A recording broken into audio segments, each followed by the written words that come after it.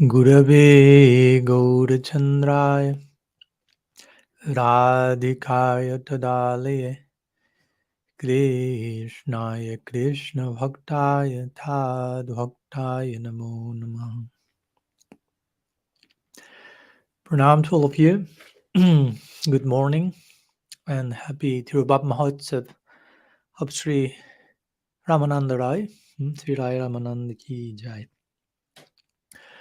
So today we continue with our series of lectures on radical personalism. We are starting today our penultimate class, class 24. And today we will be talking about how our Gaudiya heaven is here on earth. But as usual, let's make a brief recap of what we saw last Tuesday, where we have somehow started with a new topic that will be present in the last three talks on this series, where we will addressing the sacredness. And the specific title of the last lecture was the spiritual sacredness of the material world.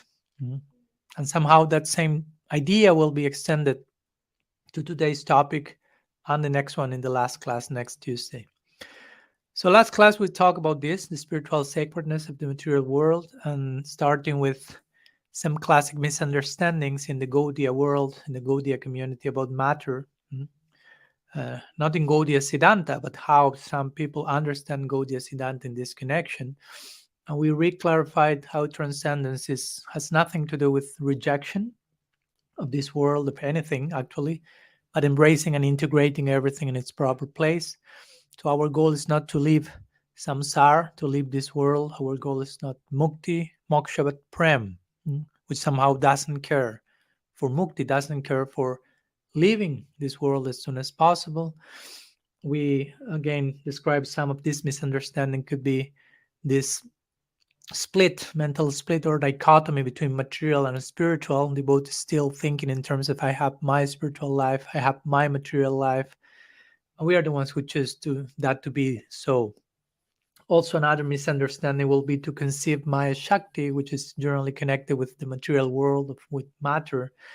Conceive Maya Shakti as a bad person, as an ill-motivated personality, somehow of some Gaudiya version of Christianity's Satan, you say in English? Yeah, the devil. But it's not the idea. Maya Shakti is a Shakti of Bhagavan who wants to serve Bhagavan as we want to serve Bhagavan, hopefully.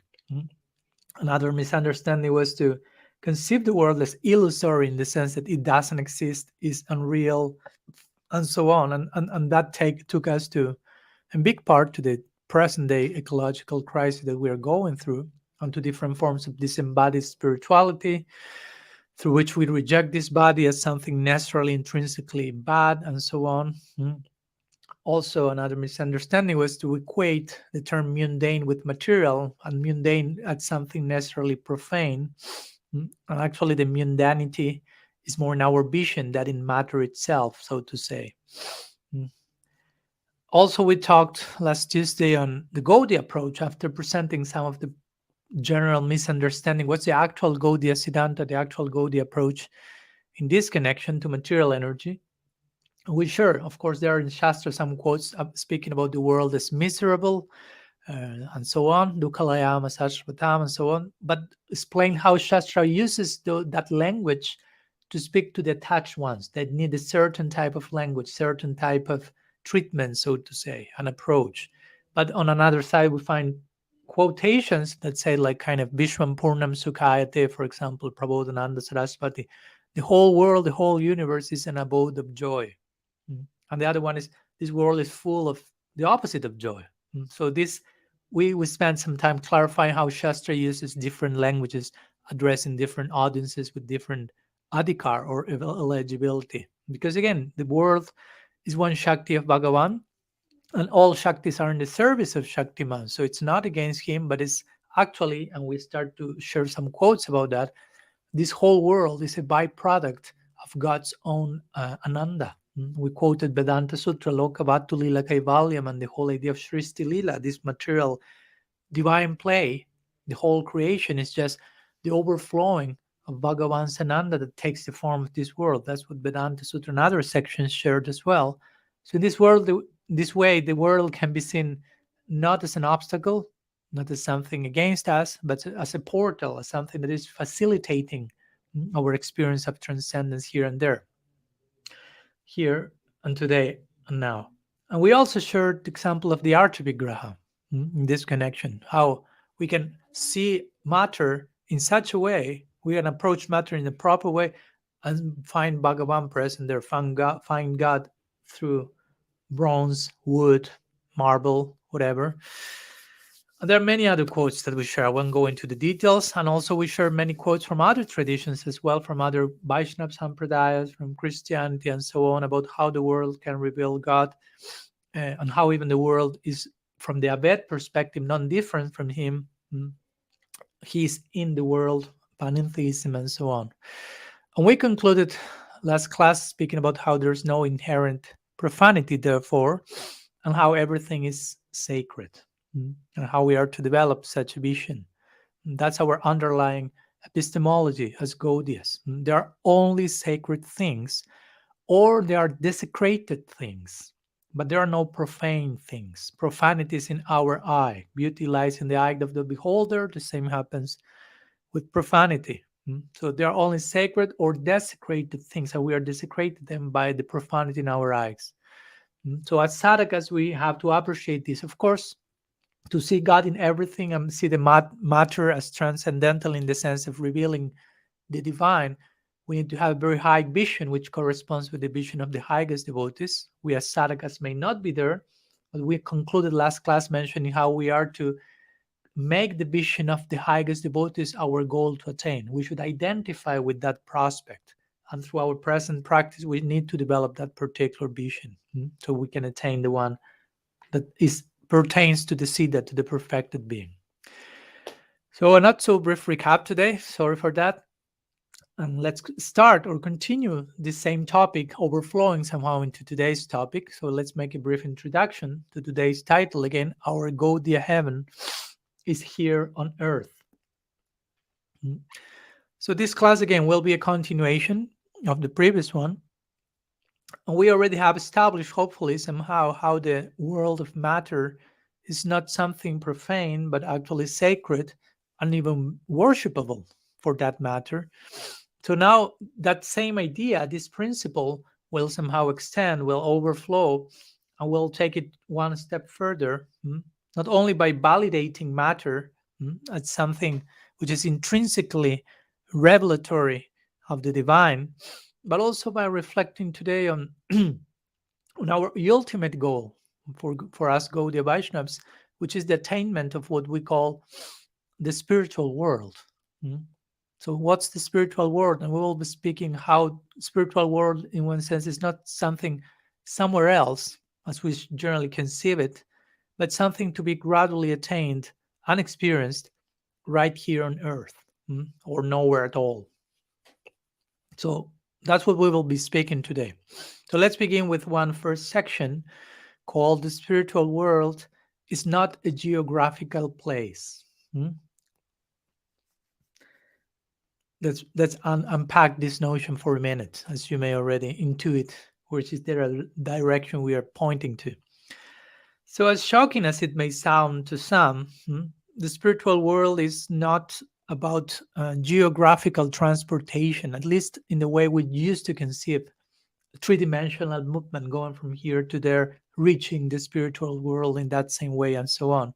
So that's the thing. When I say the spiritual world is not a geographical place, I'm not denying all forms of geography. We have divine transcendental geography.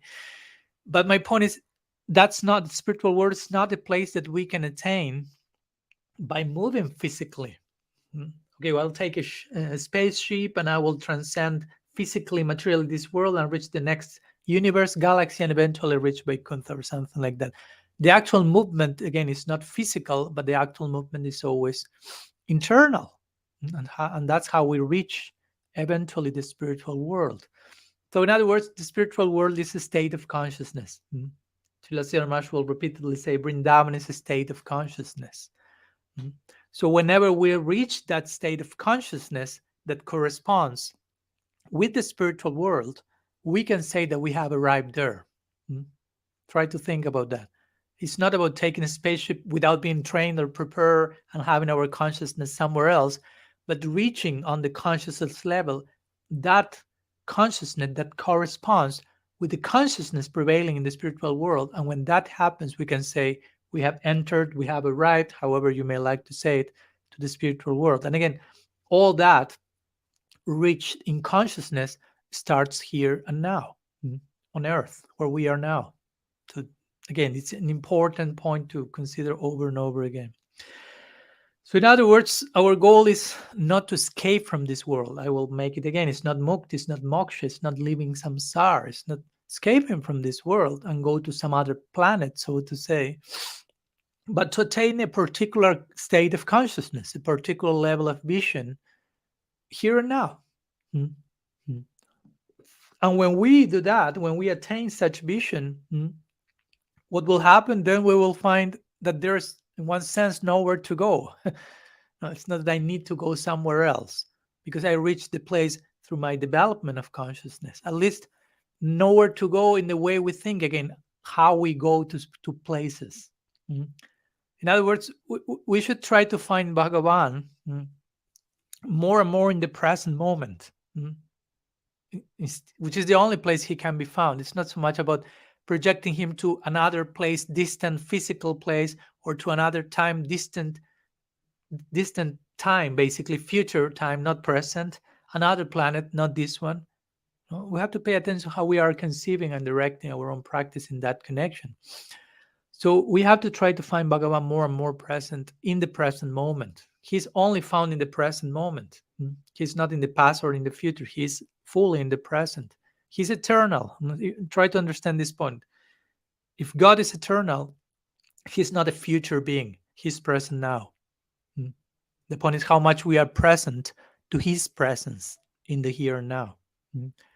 So again, our goal as Gaudiyas is not mukti, liberation, leaving samsara, basically, but prem, or samsara, as I always like to say, full essence, samsara, is so essential that it doesn't even care for mukti, moksha, laguta, krita, and so on.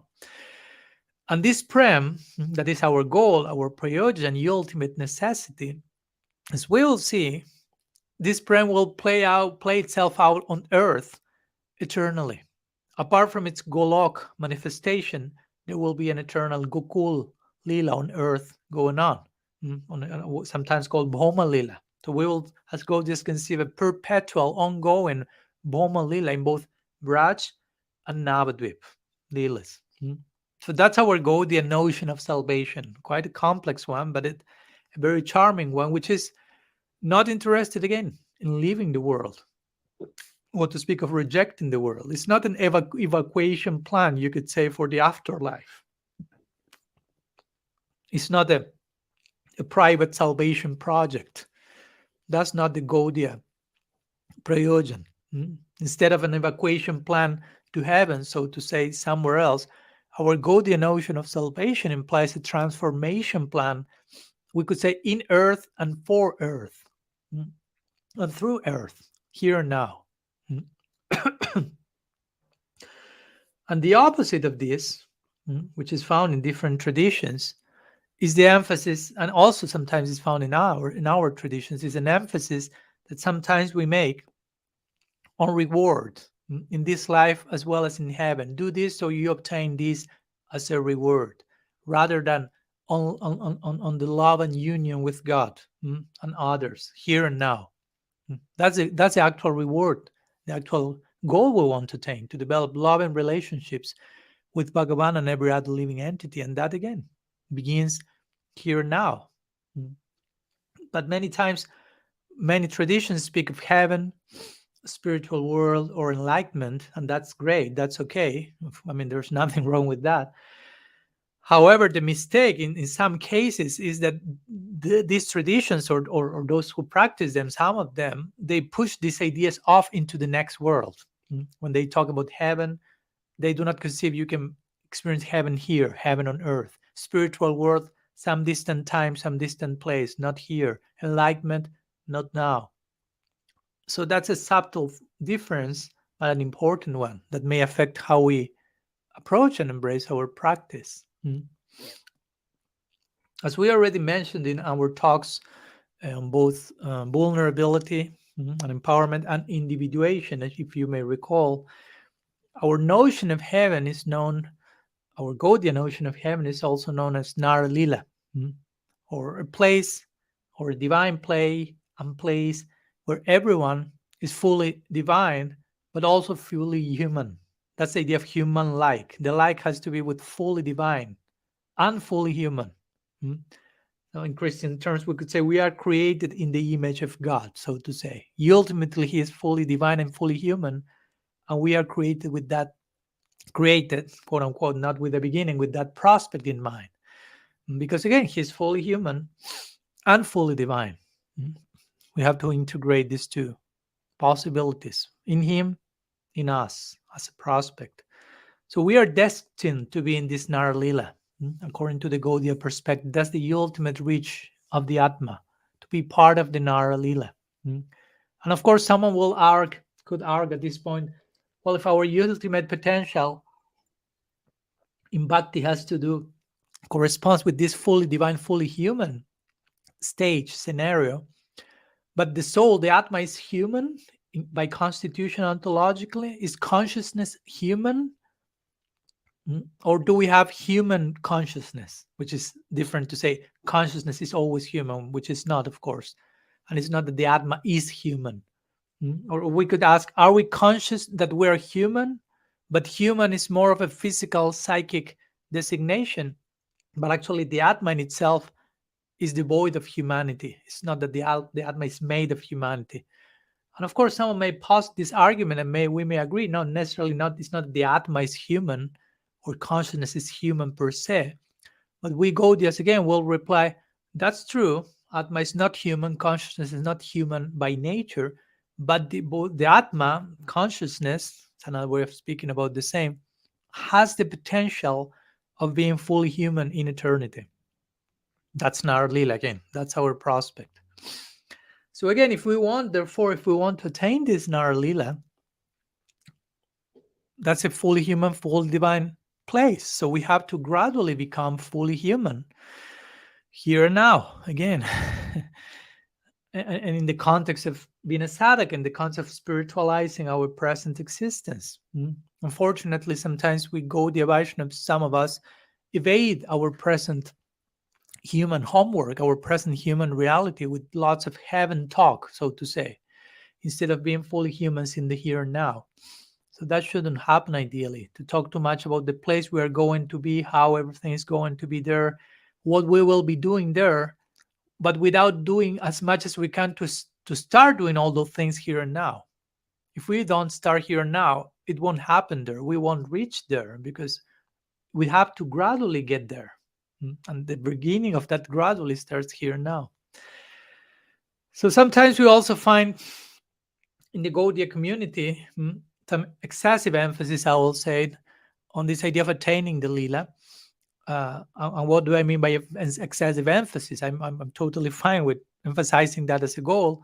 But again, sometimes that's emphasized as something that has little to do with this world and our present situation as sadhakas. And again, we are creating this split, this dualistic split, this world, spiritual world.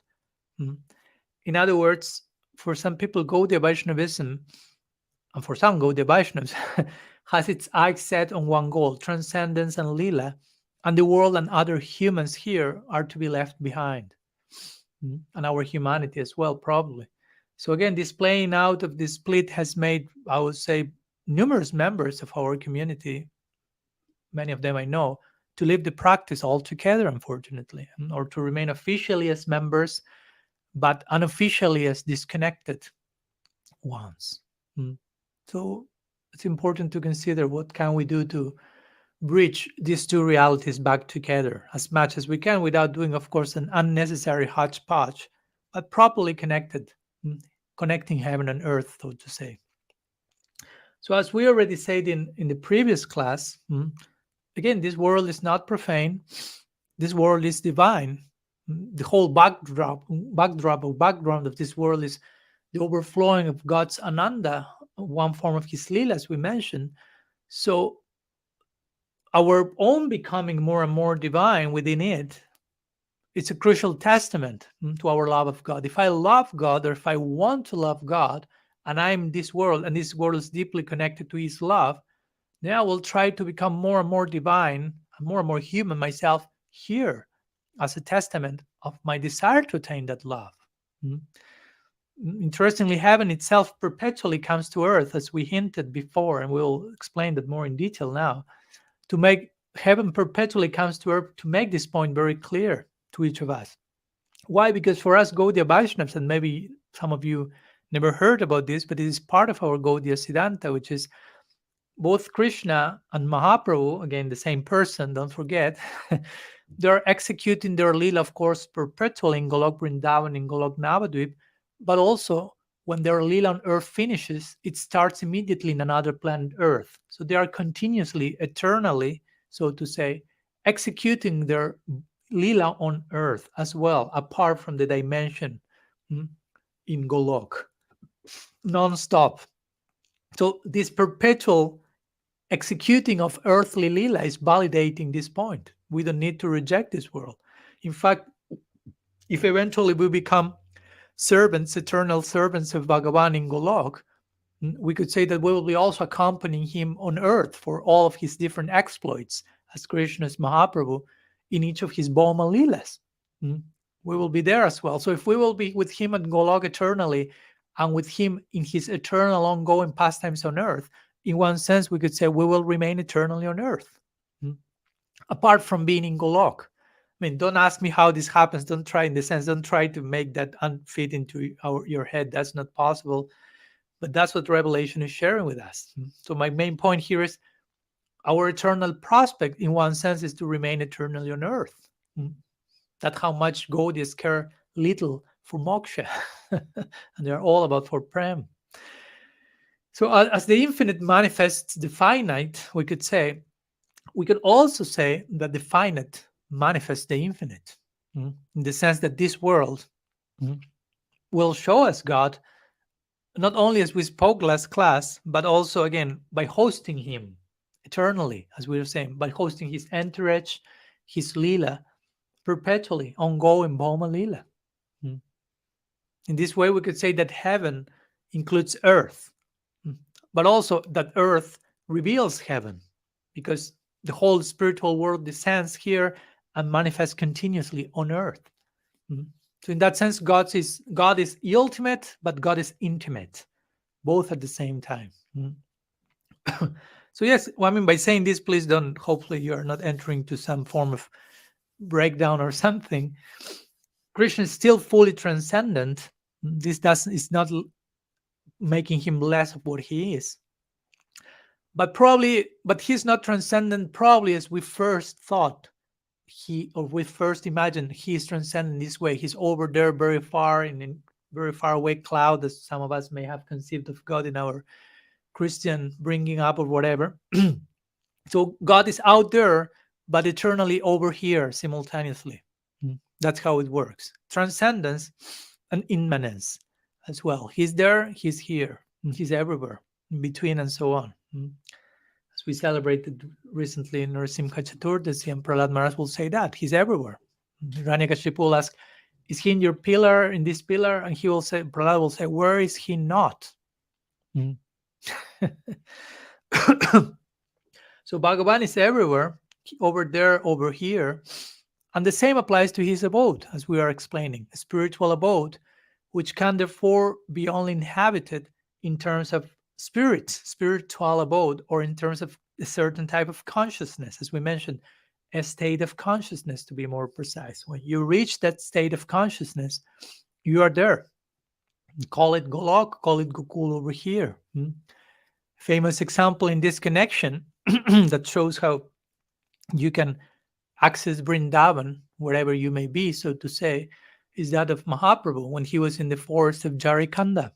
Jarikanda for us Gaudiya Vaishnava is not a tirtha, a sacred place. At least it was not before Mahaprabhu entered this forest. And it's not a dham, no, a sacred abode of Bhagavan. Again, after Mahaprabhu performed this lila, is especially venerated by us. But before that, he entered just a jungle. So it's not, there was not it was not a special place. But Mahaprabhu there saw Vrindavan fully. So he was not in a tirtha, he was not in a dham, but he was accessing Vrindavan in the jungle, so to say. And with that, he was setting the precedent. He was showing this world has the potential to be appreciated as something transcendent. And therefore, the material world, so to say, has mostly to do in how we choose to see reality, to perceive things around us. Material world means material eye to perceive reality, which are our lenses, our spectacles. It's not so much about where do I am geographically. Again, Mahaprabhu was in an ordinary, quote unquote, ordinary jungle, but he was in Vrindavan. Or when Mahaprabhu was in Puri and he found Vrindavan there. Or famous example, Lila, when situation with Prabhupada Bhaktisiddhanta was told by Gorky Shordas Babaji, never go to Calcutta. And one of the main first things he did, externally at least, is he went there and started to preach. And someone said, but your guru told you not to go there. And he said, I never went to Calcutta. I always remained at the lotus feet of my master. Or when Srila Prabhupada was leaving Vrindavan to come to the West, and someone asked why is he leaving Vrindavan? But actually, he was not leaving Vrindavan. He was extending Vrindavan to other parts of the world. And those who asked that, even though they were physically in Vrindavan, they were not in Vrindavan because they were not able to understand the real nature of Braj. So again, it's about where you are in terms of consciousness, not necessarily in a geographical sense. So please remember, both material world and spiritual world, in one sense, are not mere geographical spaces, but states of consciousness. People may be physically in front of us. I think all of us have that experience. But internally, they may be somewhere else. Or we can experience, we could say, hell on earth in our minds. We can be geographically on earth, but in the mental level, mentally in hell, or in heaven in some form of Swarga standard. So if we can experience hell here, why not experience spiritual world here? Should be any obstacle to that? No. So when I say heaven, of course, ultimately our GAUDIYA heaven has nothing to do with what we call the heavenly planets or Swargalok. For us, GAUDIYA heaven means Golok, or its earthly expression called Gokul. All this has been described in detail, these different abodes or dimensions by Srila Jiva Goswami, for example, in his Krishna Sandarbha, among other literatures. So again, if in this lifetime, in this world, you attain a corresponding consciousness that matches with that of Golok, so to say, according to us Gaudiyas, it means when that happens, you will, when leaving this particular body, you will be eventually transferred. Vishwanath Chakravarti Thakur explains this in Raghavarma Chandrika. You will be transferred to a womb in Gokul, in the Vrindavan on a planet Earth where Krishna is performing his Lila.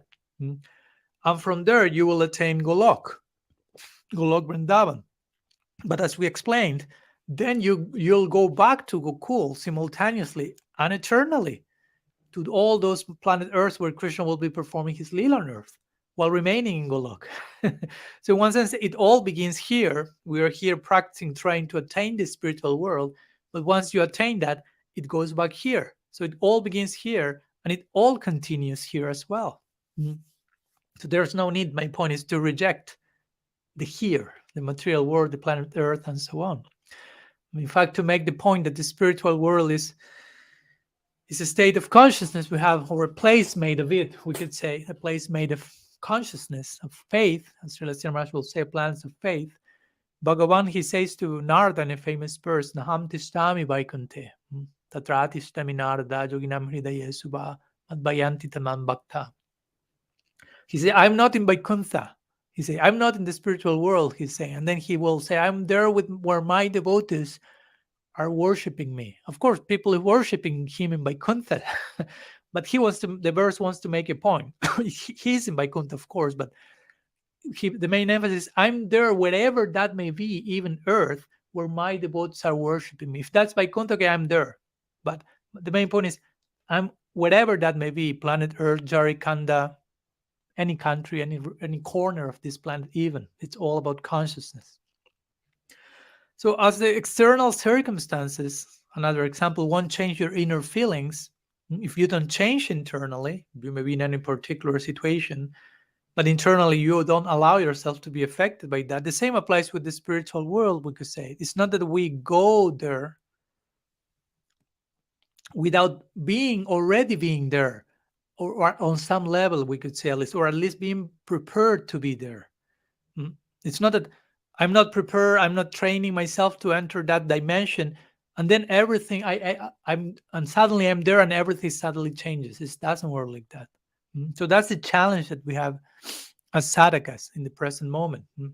We have to engage in this exercise, prepare ourselves, train our heart from where we are here and now. It's not about we mentioned many times, just limit myself to whatever, finish my daily number of quota of rounds or something, and I'm not absorbed, I'm not full in love, but suddenly if I completed my number, Krishna has to take me to Gulok or something. It doesn't work like that. So everything begins where we are now. Again, instead of rejecting the world as something illusory, unbecoming, bad, and over-idealized transcendence in a faraway place or faraway time, we should, instead of that, we should inject, so to say, the divine presence in each atom.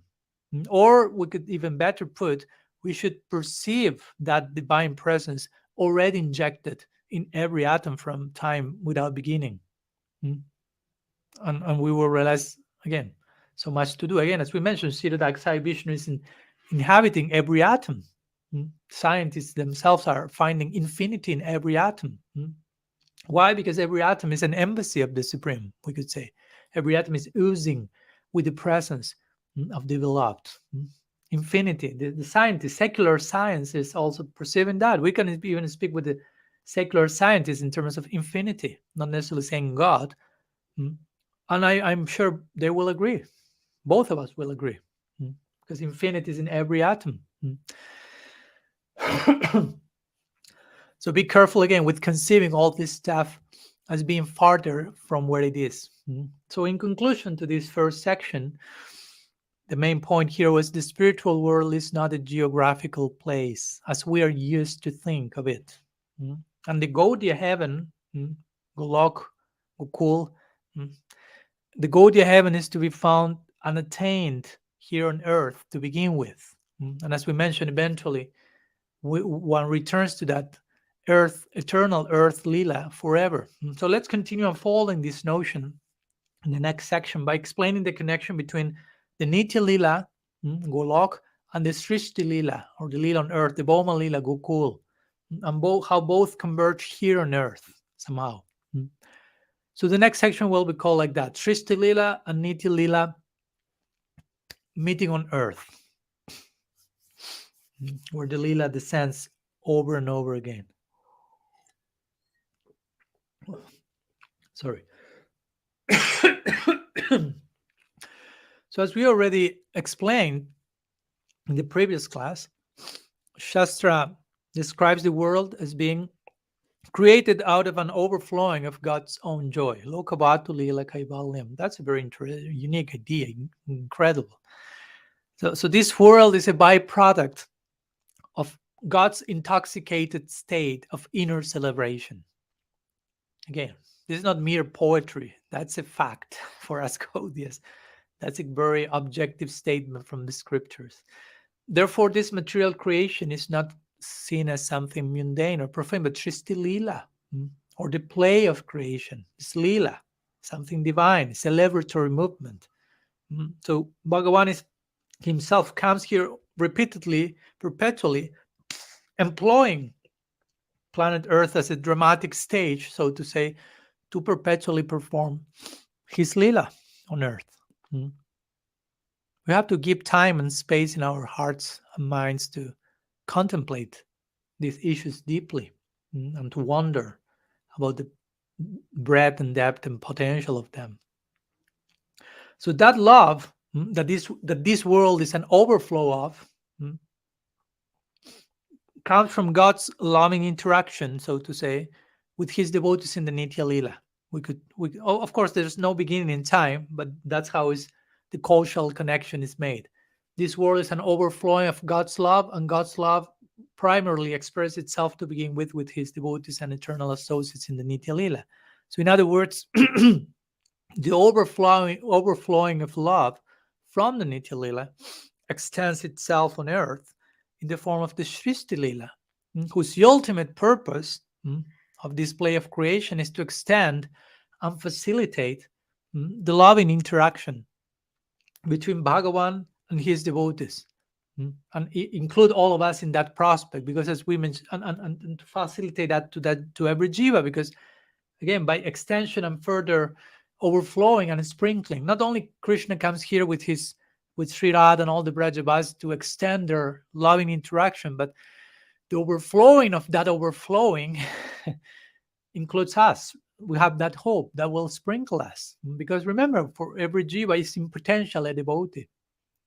So everyone is included in that generous gaze that Bhagavan sees everyone with through as a devotee. So therefore, for us, Gaudiya Vaishnava, there's a very intimate connection between Nitya-lila and Sristi-lila. We could say heaven on earth, heaven coming on earth, repeatedly. So this bridging of heaven and earth happens here on earth, where we are now, what we may call, again, in other terms, the Bhoma-lila. So Sristi-lila is the play of creation, Nitya-lila is the divine plane in Golok, and Bhoma-lila is when that eternal lila enters the Sristi-lila, in a particular Gokul, in a particular Vrindavan, where heaven and earth get together again to further expand their own unlimited limits, so to say. So in Anucheda 102 of Paramatma Sandarbha, Sri Jiva Goswami makes a similar point. He says all of Bhagavan's acts, such as his act of creation, Sristi-lila, are propagated only for the sake of his devotees. But as we mentioned, every jiva is a devotee in potential. So this prospect includes each one of us. Similarly, Srimad Bhagavatam, 10th canto, we have chapter 87, verse 2. You can go to the verse, it's a related verse to this topic, but I want to share with you a few words from Vishwanath Chakravarti Thakur's comment on this verse. He says, Sri Krishna creates the Mahat Tattva, the senses, sense objects, elements, mind, and prana, for their functioning in relation to the soul and for the welfare of the jivas. In other words, the same point. Bhagavan manifests all these elements of the material creation for the welfare of the jivas. And ultimately, with this idea in mind, the ultimate potential of each soul to attain this Nar Lila. Another related verse is Bhagavatam, also Canto 11, chapter 3, verse 3. And in this case, the Bharata Deepika, or Sridhar Swami's commentary on this verse, he says something very interesting. Let me share with you. He says, for what purpose did God create? The verse answers, this verse of the Bhagavatam, for the complete fulfillment of the individual self who worships him. So very clearly, Sridhar Swami makes the point. The purpose of creation is the complete fulfillment of the individual self who worships him. So all selves, all souls are ultimately, their potential is in connection to the worship of Bhagavan, and the whole creation is for the complete fulfillment of that worship. So we are included in the equation. Don't feel isolated by this whole project called Sristi-lila. So in other words, it's not that Krishna only cares for his devotees. It's an important point to make over and over again. He cares for everyone. He's the best friend of everyone. In the Bhagavatam, these days I've been reading 7th canto, so many verses where Bhagavan is described as the best friend, the well-wisher of every single living entity. The Bhagavad Gita says the same, Suhridam Sarvabhutanam. So he's not only the well-wisher of his devotees. He does not only have unconditional love for his devotees. If that wouldn't be too unconditional, that will be very conditional. I only love those who love me. You love me first and then I love you. That doesn't sound too unconditional. So he has love and unconditional love for all. So this whole Sristi-lila is not only for those who are already devotees. Everyone is included in that prospect. The material world is created to facilitate one's becoming a devotee, basically. One's becoming a lover of God. That's the ultimate purpose of the Sristi-lila, which is it's a product of the love and interaction between God and his devotees. Therefore, the overflowing of that must include that same intention in its DNA. So the principle is the same. Due to bhakti, whether in the bhakti in the hearts of those in the lila, bhakti in the hearts of the sadhakas on earth who have not yet attained perfection, or bhakti in potential in connection to every other jiva, due to bhakti, Bhagavan's joy overflows and this universe manifests as a result of that, from whatever place you want to take it. And then he comes into it to further celebrate this fullness over and over again. How do we call this divine descent? Another term will be avatar. So a few words regarding the notion of avatar, which implies, of course, avatar means divined from up to down. It implies that God comes repeatedly to this world, not only once. And by coming to this world, he's validating the world's existence, purpose, prospect, intention in relation to him, to its source. And through that descent, through that avatar, Bhagavan is helping us in our own conception of things. He's coming over and over again so we understand what's the purpose of all this. The user's manual, here is the purpose of this. Without such divine descent, probably we will be tempted, we could say, to overplay the distance and the distinction between God and humanity. We may be tempted to do so. So he's coming to bridge that gap, to make that even closer and closer. Since in one sense, heaven is descending on earth, that's what we would say avatar or Sristi-lila. But again, when we arrive to heaven, to our Gaudiya heaven, we'll find earth there, because our Gaudiya heaven Vrindavan will be earth-like, earthly, Nara-lila, fully human. So heaven is coming to earth, but when we go to heaven, we will find earth there. So how much we can speak of these two being actually different, heaven and earth, heaven and earth. That's why today's title is Our Gaudiya Heaven is Here on Earth. And our earth is there in our Gaudiya Heaven in its perfected form, if you will. So again, we sometimes spend too much time trying to get up there, heaven, somewhere over there, that we miss that God's big leap is in the principle of avatar was to come down here. So why concern so much trying to take the elevator over there? Well, Bhagavan himself, by his mercy, has come here. And again, and Sri Krishna, especially in his form as Srimad Mahaprabhu, he's not only coming here, but he's extending his very presence and that of his abode as much as he can, with extreme, overwhelming, overflowing mercy, reaching and touching each of us, or to speak of Nitai.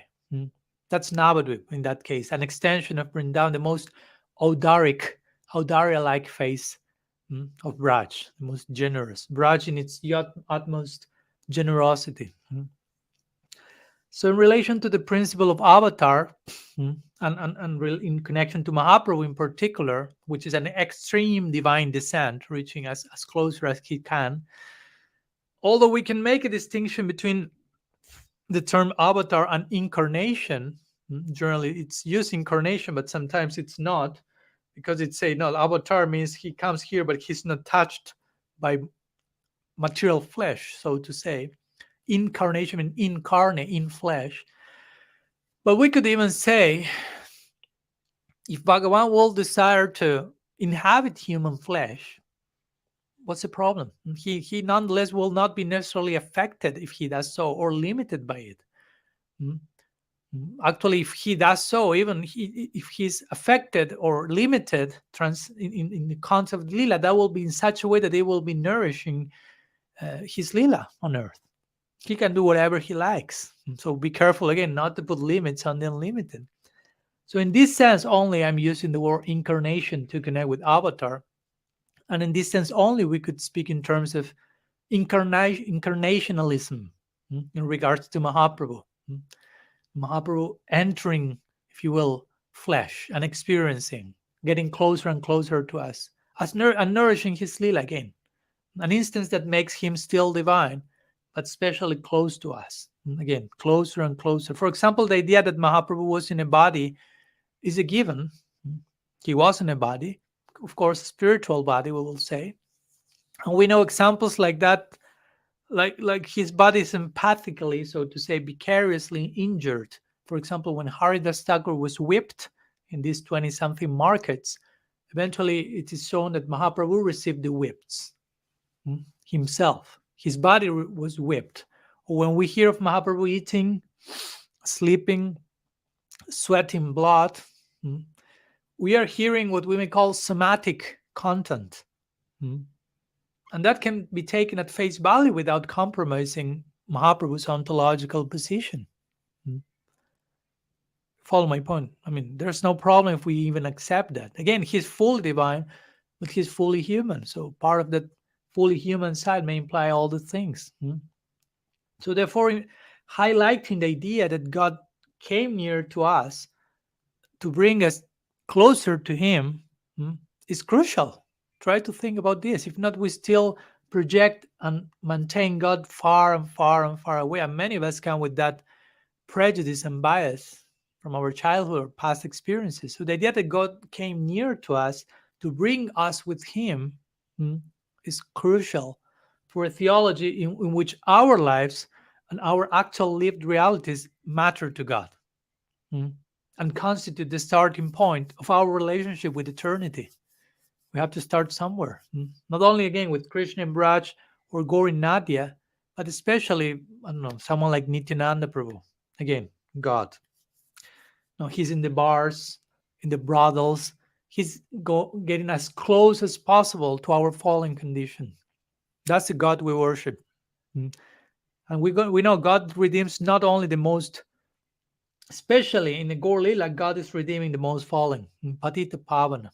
He's not redeeming only the most dharmic or pious. So he's known as Patit Pavana, not as dharmic Pavana or something. Of course, this not as an excuse to continue falling, but as understanding and being filled with hope and gratefulness and having our hearts move and seeing how close he's getting to us, how much. So again, from heaven coming down here on earth, we will go to earth being eternally present in the Nara-lila, in heaven, in our Gaudiya heaven, again, not Swarga.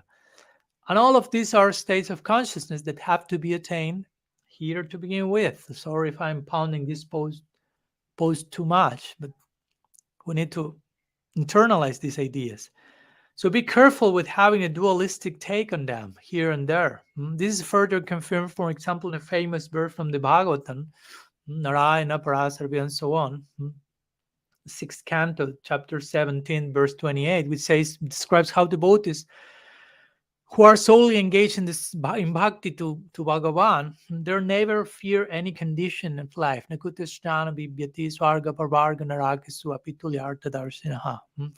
them, heavenly planets, liberation, hellish planets are all the same.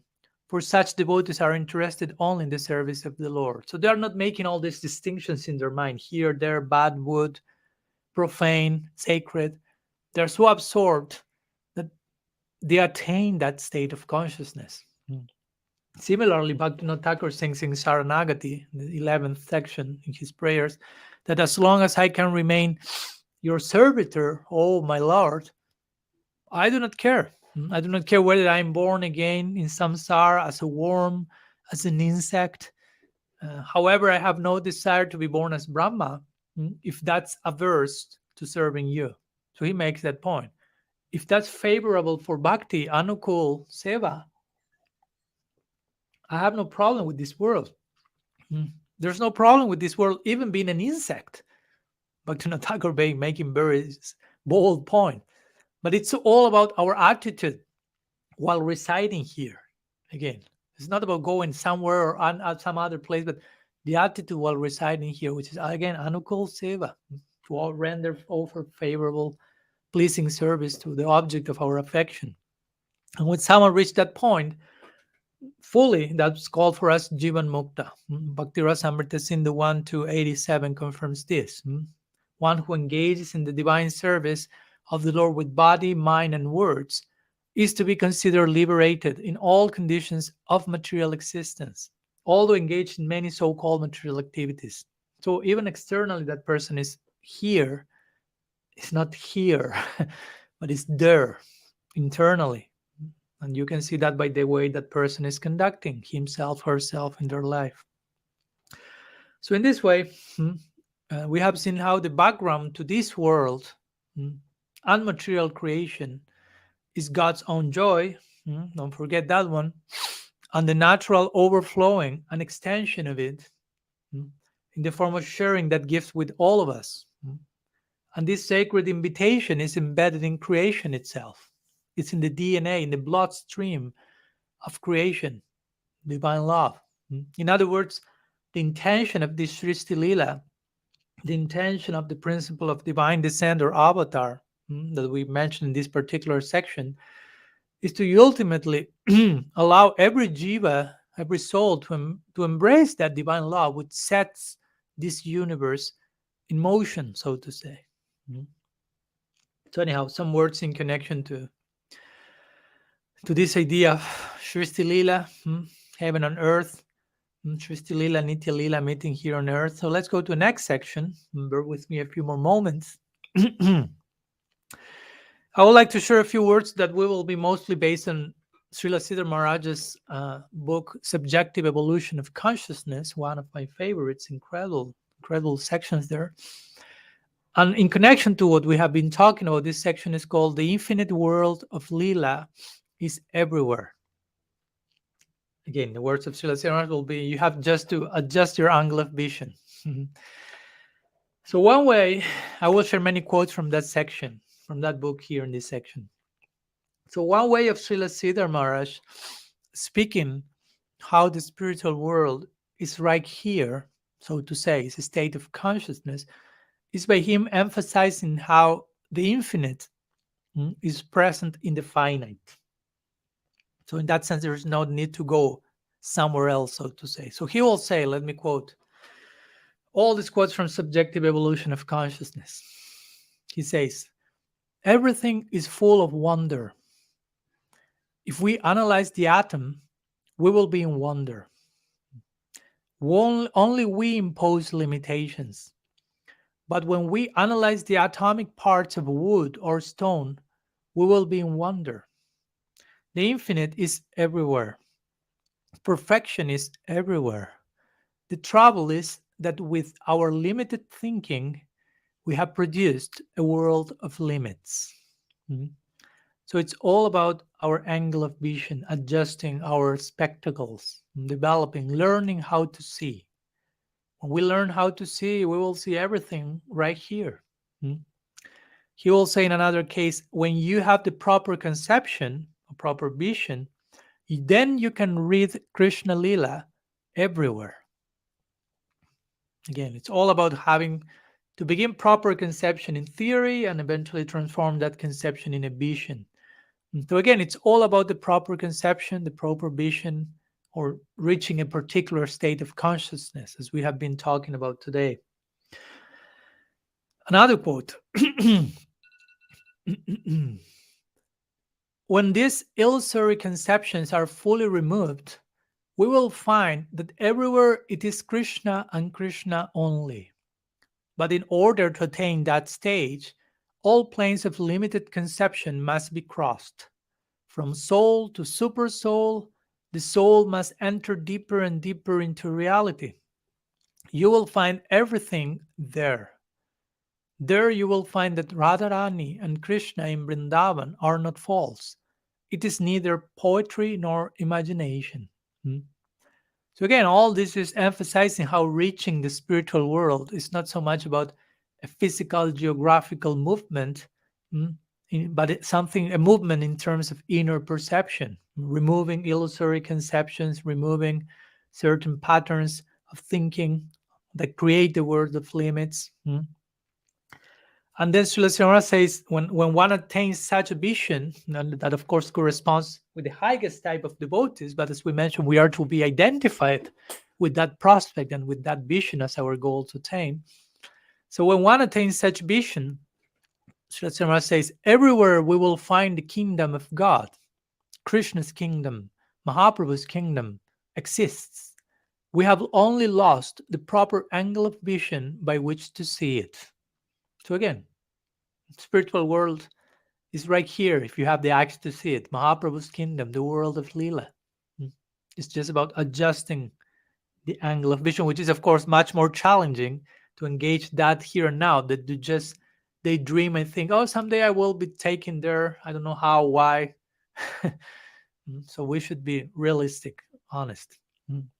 So since through this vision, of course, every atom, we could say, will reveal transcendence to us. When Mahaprabhu, for example, speaks of Manadena in the third verse of Shikshastakam, offering respects to everyone or everything, again, he does not only mean to respect everyone, every human being, but every aspect, every atom, oozing with the presence of Bhagavan. Everything can facilitate the experience of the infinite. Mahaprabhu himself gave this example when, among other things, he told, as we already mentioned, every word first is a name of Krishna. Every object in this world, which is addressed through a word, is first and foremost a name of God. In the sense that anything here can act as a portal to infinity. Every atom, again, as Srila Saraswati will say, every atom will fill us with wonder. So this principle from which one can go to a specific point in this world and reach its source, reach the widest universal conception, sometimes this principle is called concrete to universal. So let's go to one last section there for a minute before concluding. Our last section will be called like that, from concrete to universal. From this world, from an atom here to infinity, to the world of Lila. So this principle of concrete to universal implies that if properly addressed, a concrete object in this world, whatever, can connect us with the universal principle, or in other words, with the source of that object. With the source, and of course the source of that object, whatever it may be, is the source of everything, because everything has a common source. Richard Rohr will say nicely in this connection, he said once, while philosophers tend towards the universals and poets love the particulars, it is the mystics who teach us how to encompass both. So philosophers always are more in abstract notions of the universal and certain principles, so to say, and poets enter into the details of the immediacy here.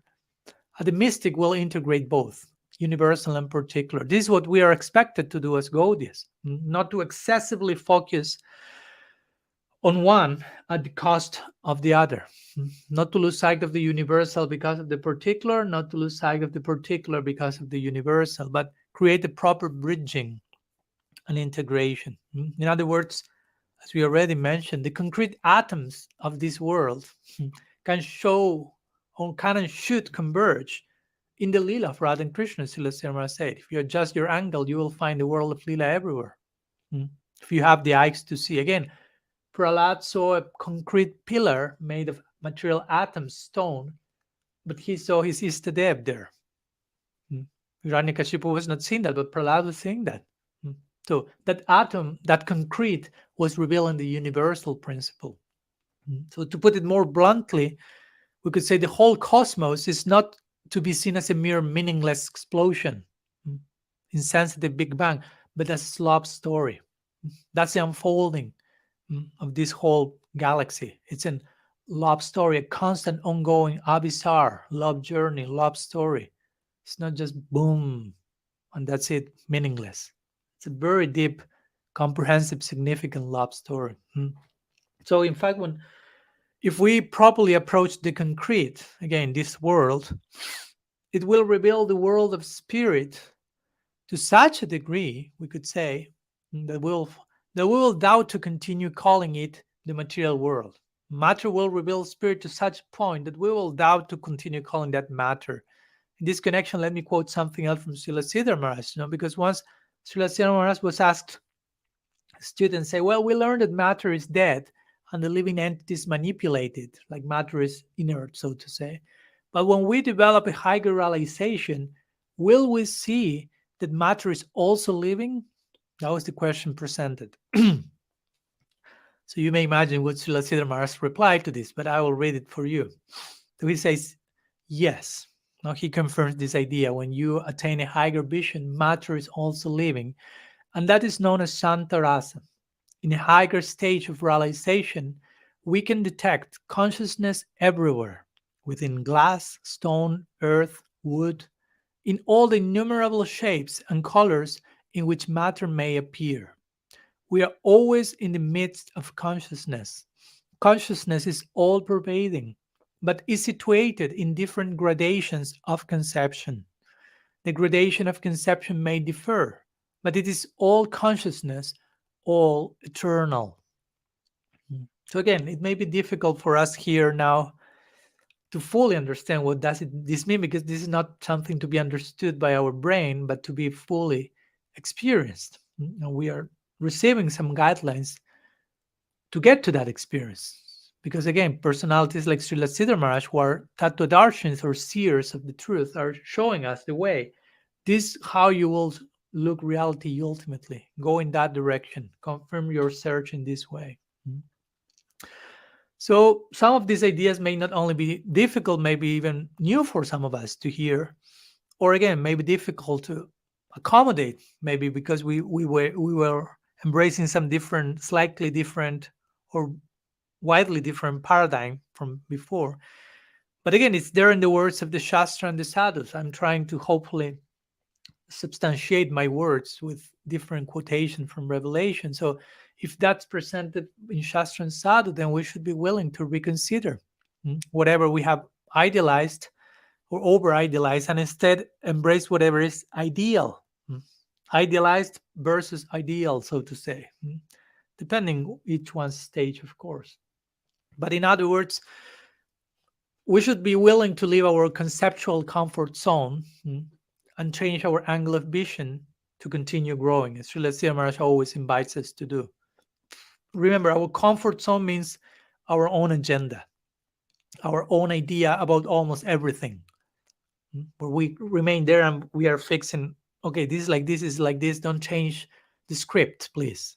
But that's the duty of revelation and the sadhus. So our conceptual comfort zone, our ideas about almost everything, that needs to be dethroned for heaven to happen in us here on earth.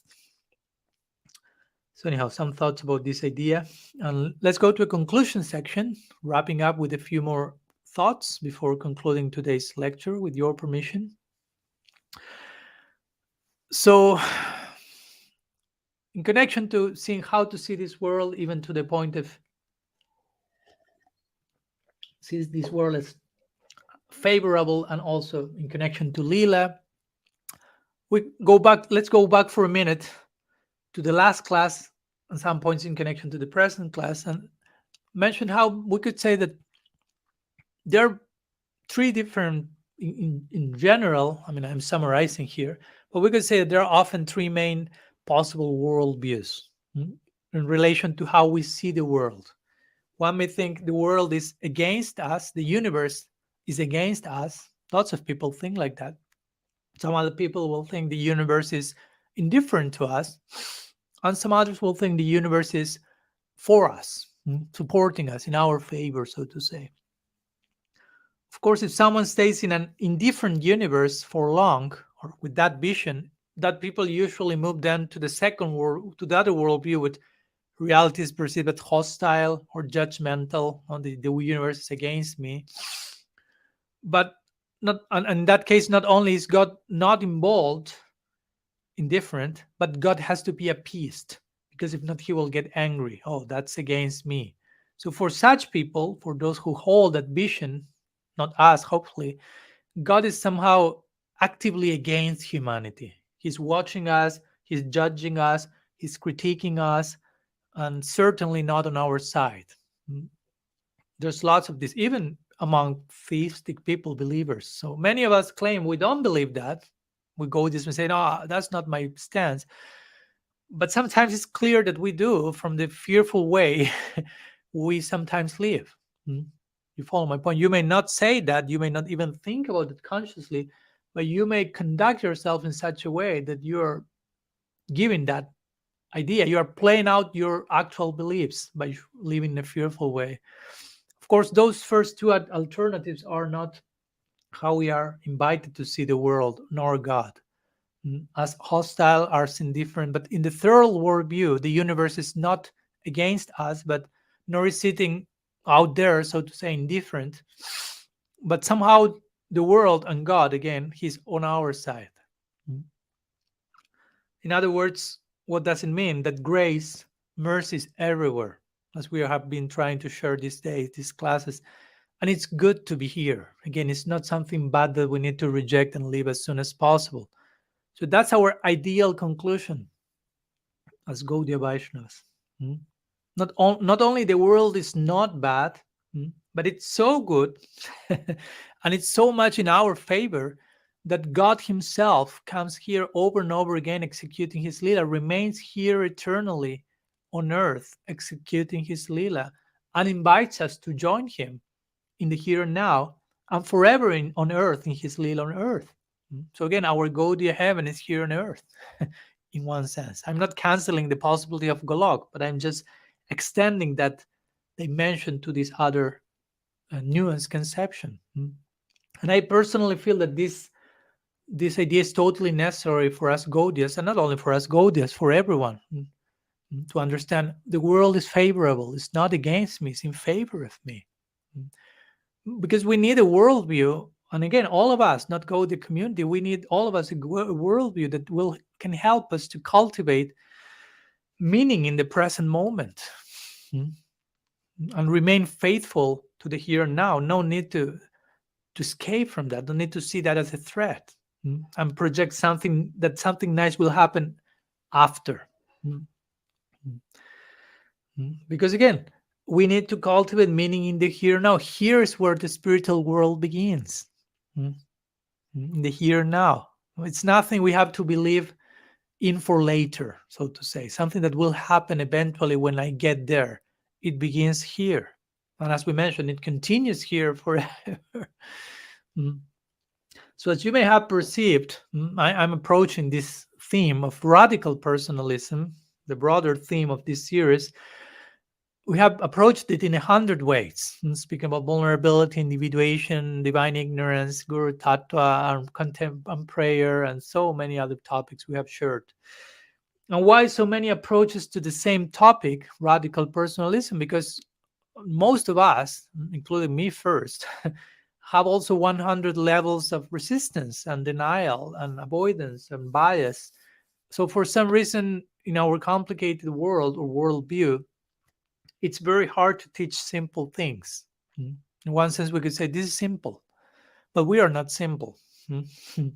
So the teaching we have been sharing in this series, of course, is based on Shastra. We try to make it very clear how this is connected with what our revelation shares.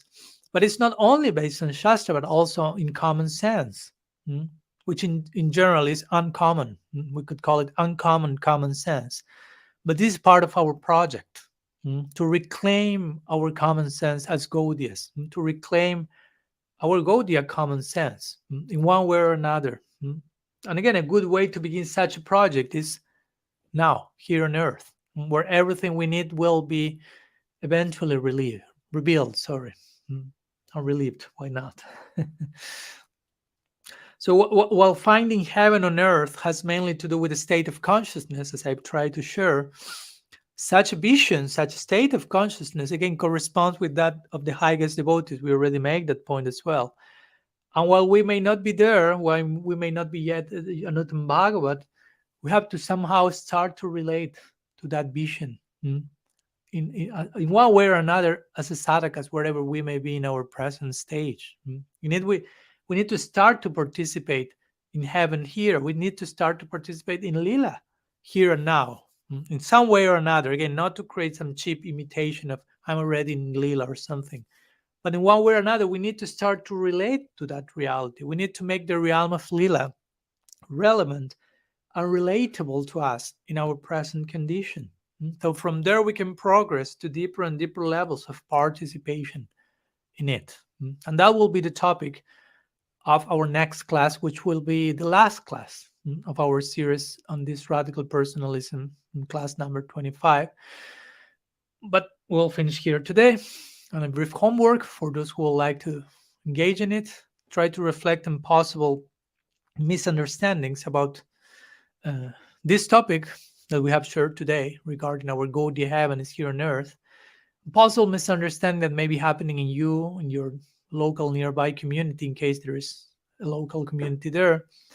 And try to take some compassionate, sensitive action, starting at home, of course. So again, we will continue seeing each other next Tuesday for our very last meeting of this radical personalism series, meeting 25. And the title will be A New Way to Participate in Lila, Here and Now, in connection to what we mentioned. How in our present condition we can start to identify with that ultimate vision which pertains to the domain of Lila, and how we can start to participate in a realistic way, humble way, experiencing the reality of Lila as relevant and relatable to our present stage, and gradually getting closer and closer to becoming eventually official members, if you will, of that entourage, so to say. But we'll conclude here, and we'll meet each other next Tuesday for the last meeting of Radical Personalism.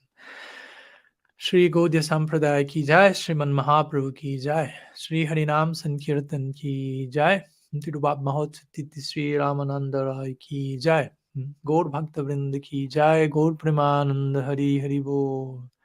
Vanchakalpatarubhyascha kripa sindhubhyeva cha patitanam pavanebhyo vaishnavebhyo namo namah. Ananta Koti Vaishnava Vrinda ki jai, Gaur